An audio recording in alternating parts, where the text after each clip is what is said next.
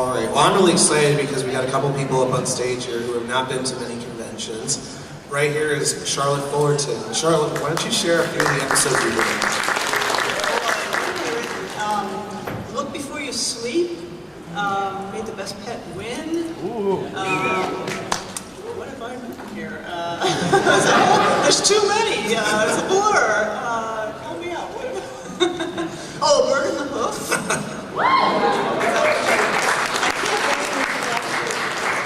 That poor bird as much as we did. It was wonderful. Well, and another new guest up on stage here is GM Barrow. Hello.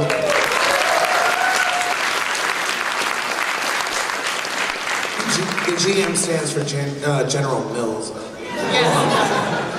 That's my real name. No, but you've written the My Little Pony novels, actually, that are just coming out. Yes.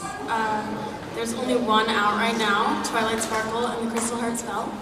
And the next one comes out July 2nd, Pinkie Pie and the Rockin' Pony Palooza Party.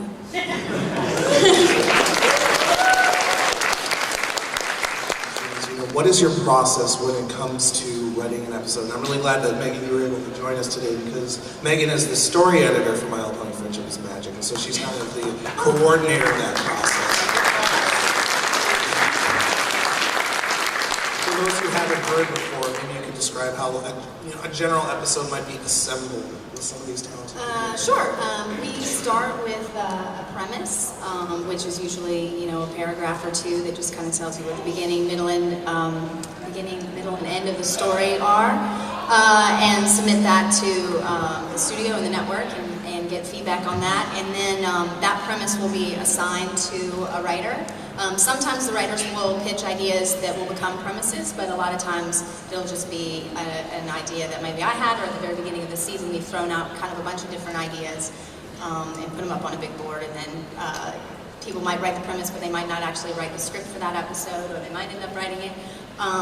So anyway, the premise gets assigned to a writer who comes in for a day or two to meet with me, and usually I try to do two stories at once, so there can be three people in the room, because three minds just seems, there's the math of, two people can rule a third person out if they like an idea. So we meet for a day or two, and basically we have a big whiteboard behind us, and we break the story into the first act, the second act, and the third act, and all the beats of the story. And then the writer will go off and turn that into about a 6-page outline. And give that to me, and I'll give them some notes, and we'll make some revisions and send it to the studio and the network and get their feedback again, and either make revisions or move on to the script, and then the writer will go off and write a script and send that to me, and then I will email them and tell them it's perfect and awesome. And then we send it to the network and the studio, and they say, this is not perfect yet. And they'll do a couple more drafts and revisions, and then sometimes I'll make some of the revisions based off of the feedback that we've gotten as well, and then we lock it, and it goes off to Canada where they do their magic. Well, Miss Barrow, when you were writing the novels, the one that's been released and the one that's going to be released in July, first of all, how much of the show had you seen before you started working on those novels? And then did you go, say, watch all the seasons multiple times to kind of get in the mindset to create those? Yeah, I'd seen all of it. When I got approached to do these books by my editor at Little Brown, who I'd worked for years, I went and I watched every single episode, and then I watched it twice, because I wanted to know exactly, the characters that I was writing. It's what you should do. It's almost like if you're going to go work on a TV show, you do the same thing. When I write books, I try to write them as episodes of the show in prose format. And I do the same thing with the 3 acts and, the whiteboard and all of that. It's actually surprisingly similar. So yeah, I definitely watched everything. Well, in your case, you came in to write these novels somewhat after the Brony fandom had erupted. Did that affect how you approached the book, knowing that it might be read by this audience, or did you try to approach it maybe a little more objectively?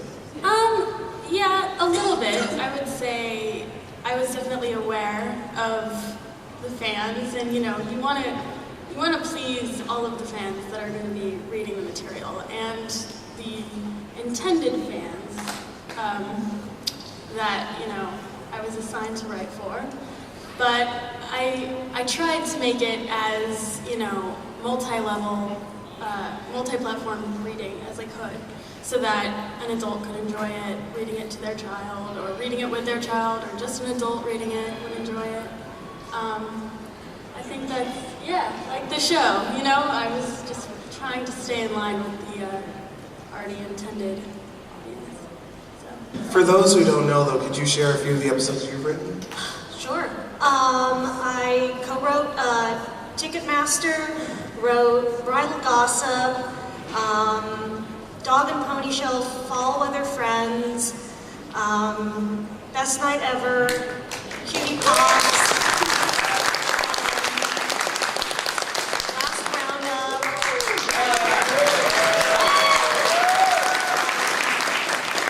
Friend Indeed, Mystery on the Friendship Express. And there's one more because I have 10, but that's all I'm remembering at the moment. So. Which episodes have you not written? Well, at this convention today, Brenda Critchlow was here, myself, Sakura. Has she ever come up to you after you wrote Bridal Gossip and said, "Why did you do this to my character? Why do I have to speak in rhyme?"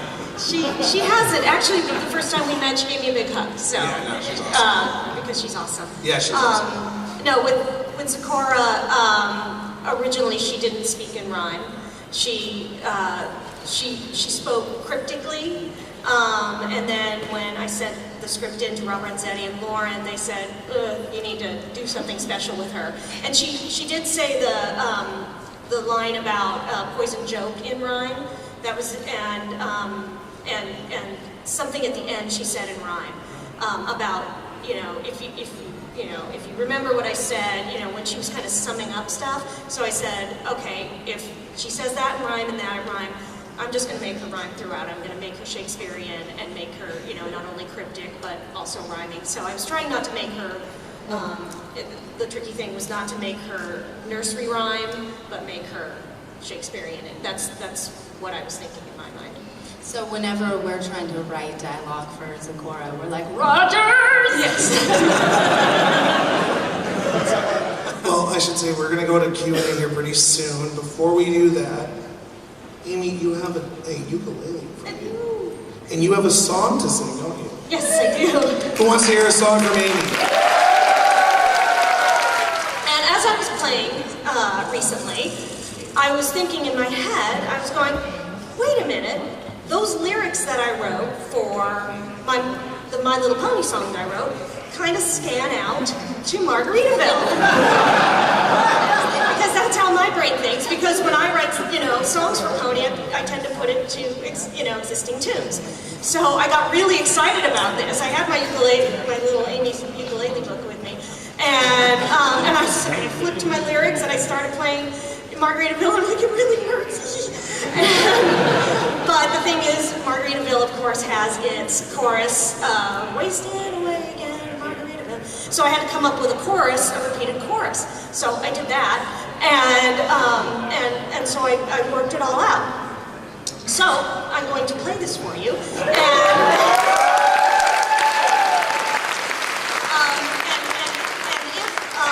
if the AV gods are with us, when we get to the second time the chorus comes through, the lyrics are going to pop up on a magic screen somewhere, maybe that magic screen, and then you guys, I've noticed that the Bronies like a good sing-along. So you guys are welcome to join in.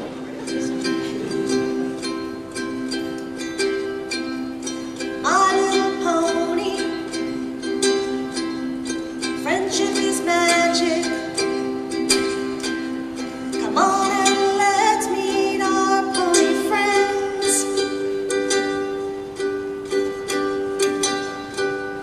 There's twilight sparkle and out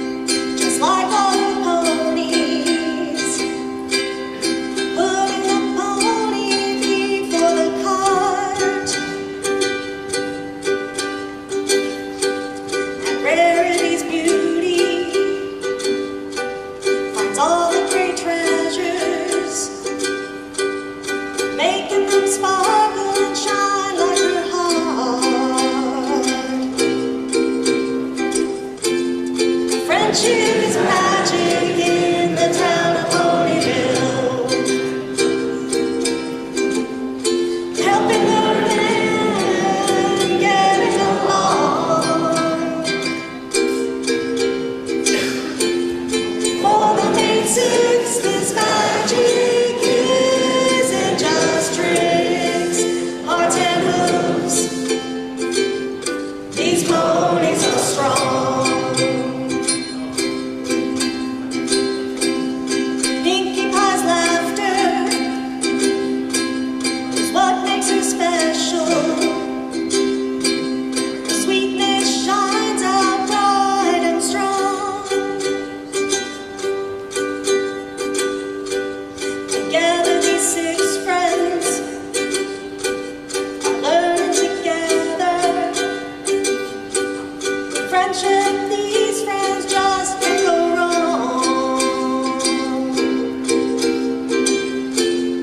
Friendship is magic in the town of Ponyville.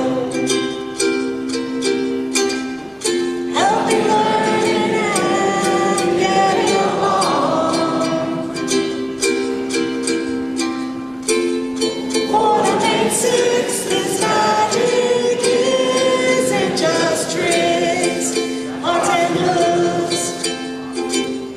These ponies are strong. One more time, people. For the main six, this magic isn't just tricks or 10 hooves. These ponies are strong.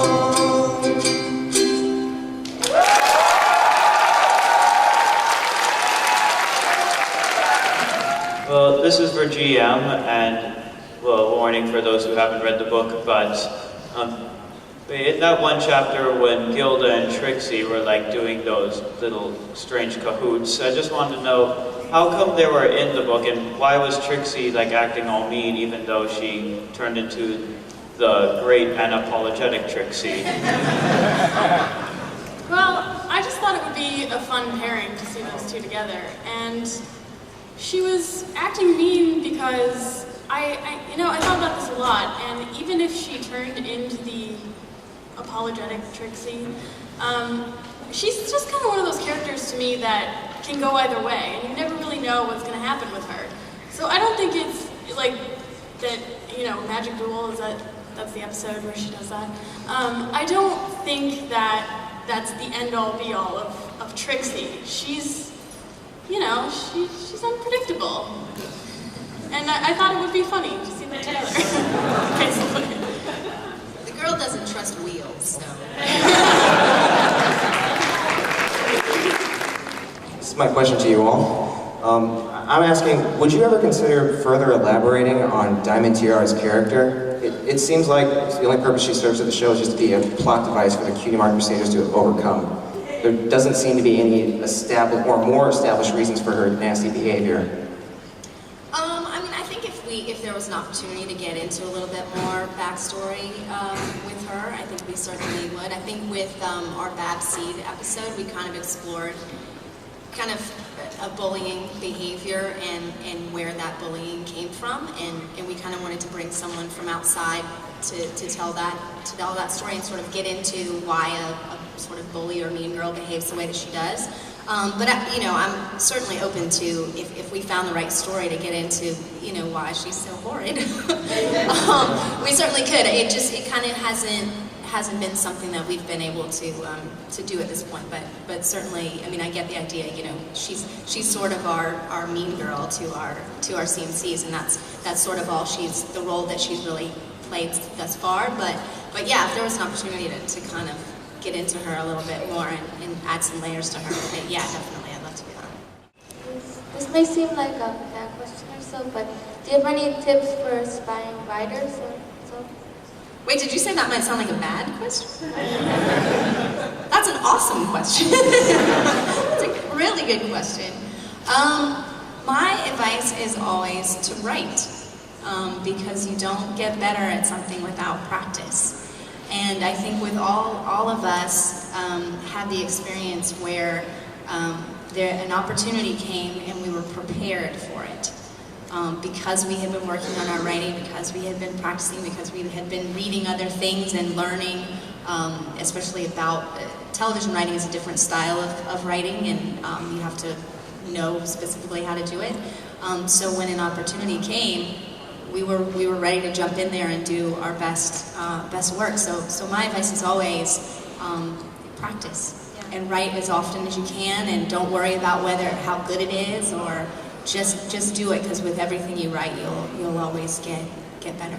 And be diverse. I think, Amy, you've done acting and voice lessons, and a lot of the voice actors, I think, are probably also actors.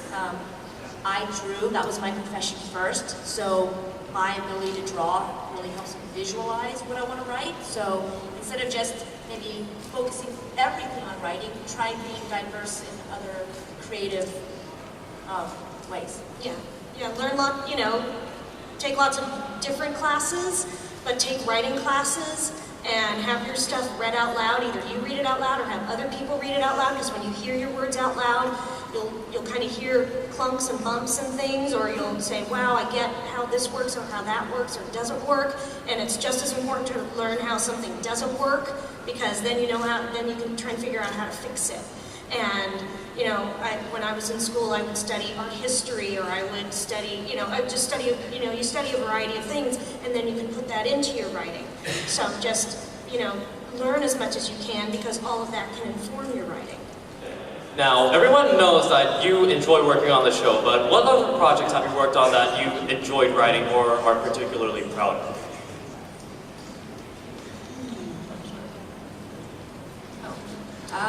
I loved working on Powerpuff Girls.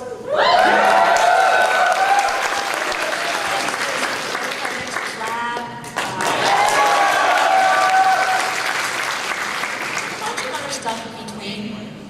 But My Little Pony is really right up there. Probably a solid tie with Powerpuff Girls.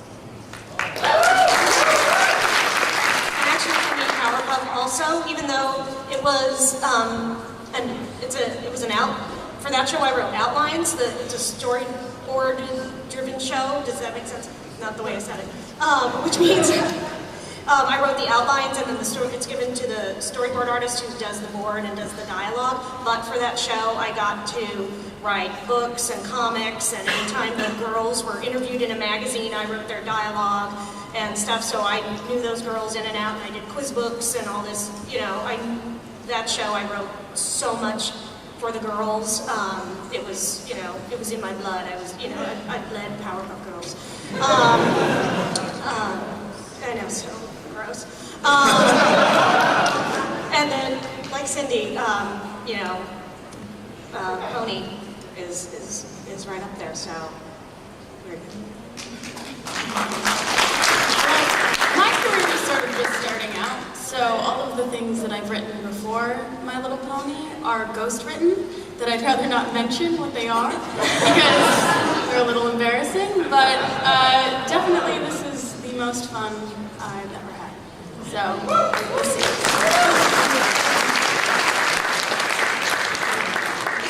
It's definitely the show that I'm proudest of. I feel like I've had fun on everything I've been on, even if the end product wasn't what I had hoped it would be, just because I was usually surrounded by funny, interesting people, and we were just hanging out in a room all day, like, making up stuff. So I really haven't, even the ones where you knew it wasn't going to turn out great, or you were dealing with people that weren't your favorite, like, the writer's room was always really fun. But this is definitely I'm most proud of this, for sure. Well, let's see. My top two definitely have to be My Little Pony and Ben 10 in all its incarnations, Alien Force, Ultimate Alien, and now Omniverse. Ben 10 largely because I got to write so much of it, and still am, the video games, the comic books, the novelizations, everything. My husband said, "You've written more Ben 10 per capita than anyone, including me." So like Amy was saying, bleeding Ben 10.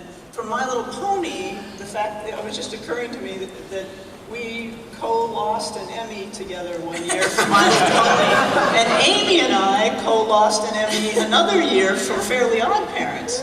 And that was Fairly Odd Parents was wonderful. I only wrote one 11-minute episode, The Boss of Me, but the fact that I had been a fan for so many years of that show, and then to have Butch ask me to pitch, and then to actually like the pitches, and then to hire me, and then get nominated for an Emmy, it's like, oh my God, you know, again, is this my life? So that, Fairly Odd Parents for that reason, and Kim Possible also, again, I love that.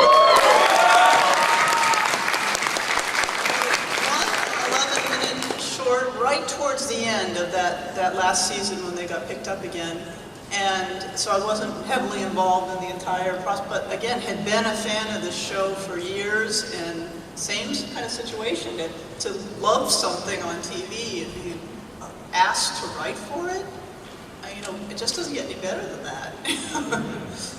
I didn't want to miss an opportunity to embarrass my little sister, who is on the panel. This is my shining armor, my big brother. Nice to meet you. Hi. I just wanted to say, everybody in our family is so proud of you. And, you know, growing up, Jillian, she had like My Little Pony bedspread and all the action figures. And when asked what she wanted to be when she grew up, would say, I want to be a My Little Pony. And at the time, you don't think that that's possible. But then flash forward, she grew up to be a My Little Pony. That's crazy. We love you, and everybody else, be careful what you wish for. You might turn into a pony. Good job, Elliot.